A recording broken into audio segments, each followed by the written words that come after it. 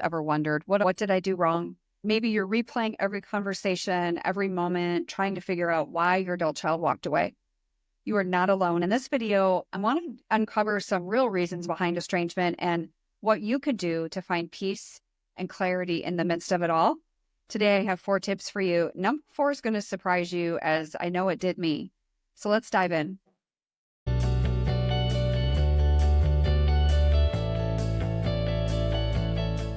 Number 1 is unresolved past conflict. Estrangement often stems from some type of unresolved conflict, as you know. And some of you may be able to identify exactly what that was, and some of you are not sure what that was. And either way, the disagreements from the past or any type of misunderstanding, those things fester over time. If there's a past emotional wound from one person to another, whether it's from an argument, broken promises, or anything like that, it all boils down to an unmet expectation. I truly believe that, and I've learned that over time, as well as with the countless moms I've coached. I see it over and over again. We all have unmet expectations, which we need to kind of get in check. When they're left unaddressed and we're not talking about them, that will lead to feelings of disconnection over time and sometimes avoidance. I think we've all done that. For your adult kids, unresolved pain could manifest more into a desire to distance themselves because they just don't want to have those hard conversations. Maybe they're not equipped to do that, or they're just choosing not to. Either way, it's something that you're dealing with. I want to encourage you to reflect on past conflicts. And, I'm sure you already have taken note of these things. However, I want you to do it from a feeling of curiosity and grace for yourself versus condemnation. Ask yourself, what might still feel unresolved to them, to your son or daughter? Taking responsibility, even in small ways, when given the opportunity, can really help pave that way for healing. I know not all of you have that opportunity at the moment, but you should prepare for that because that time is coming. Number 2 is the impact of feeling controlled. This is a big one. There's that fine line of you have this quote unquote control. It's your responsibility to raise these kids. Then there's this fine line of time, high school or whatnot, where we should be relinquishing some of that and letting them take ownership. But a lot of us forget to do that. And so as they grow up, they feel micromanaged, judged, or disrespected. And that's usually what I hear. When they're feeling that way from a parent, it's a key driver for estrangement because they want to get out of that control. It could be unintentionally on your part. Maybe there's authority dynamics that needed to change because as they grow older, we're transitioning into that adult to adult relationship. It's a different family dynamic. And so the perception of being controlled, whether it's unsolicited advice, which is a big one, or maybe it's a perceived overreaching into their own life or family. And so we have to be able to have respect for one another and be able to respect each other's difference in viewpoints, but that's not always easy. That is the end goal. But right now, I want you to take a look at what those could be. I do want you to focus on fostering that mutual respect because when given the opportunity, if you're able to give them some space in that area, they're going to see some change if that's something that you personally struggled with, because I know a lot of moms do for sure.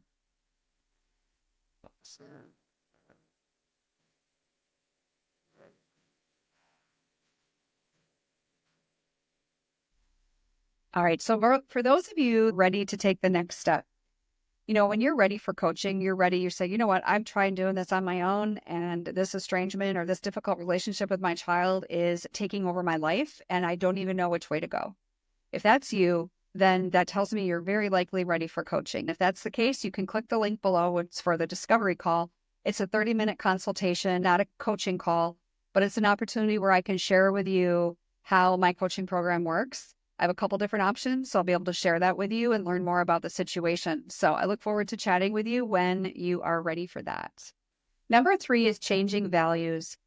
Our kids are raised in a certain way, right? Because we raise our kids either similar to how we were raised by our parents, or we go the complete opposite, right? There's things that you change that you love. There's things that you love that your parents did, and there's things that you didn't like. And so that's our choice, right? When we raise our own kids, we try to do what's best.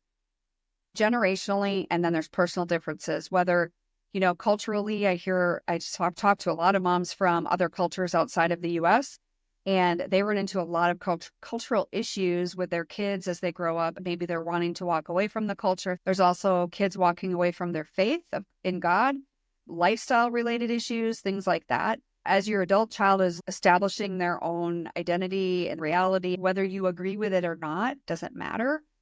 They are prioritizing their own independence. And I can promise you one thing.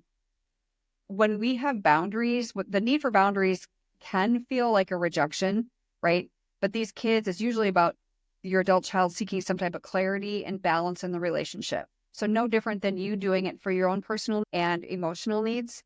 If we can reframe boundaries as opportunities for growth, not punishment, they can be positive and actually give both parties a lot of peace. I would encourage you to look at it that way. I know the delivery is everything, and that really can make a difference. And I know a lot of you are struggling with that. And number 4 is the big one that shocked me too, was their own personal struggles. So this was me for my family, but also the countless moms that I've coached. A lot of them are dealing with the personal struggles, and it's like a shadow of emotional pain.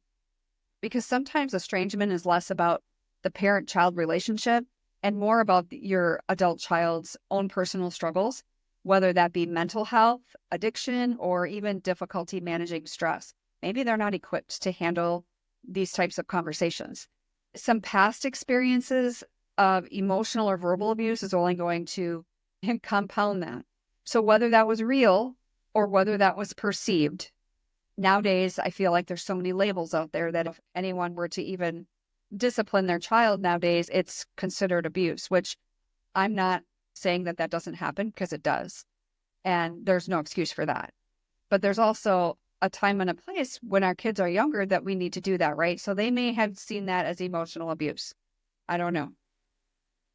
Whether it's real or perceived, it can contribute to their desire for distance. When you can explore some of these things without being defensive with them and show some compassion for them while they're going through these things, trying to understand their point of view, and just know that you might have to agree to disagree. Now, again, there is absolutely no excuse for emotional or physical abuse. We all know that is a real thing. And if that's the case, and that's why your child has walked away, then your opportunity as a mom would be to show them in some way that you've changed, right? And for the rest of you, that didn't happen, but yet there was this perception, or they're just blaming you for XYZ or whatever the case may be, you still need to take care of yourself in this process. Time will reveal all of that, right? I know it is, because I've talked with so many of you and I've coached a lot of you, and I know firsthand that most of you, majority of you, are really good moms who were just trying to navigate this with your kids. And so I hope that helps. I will see you in the next video. God bless.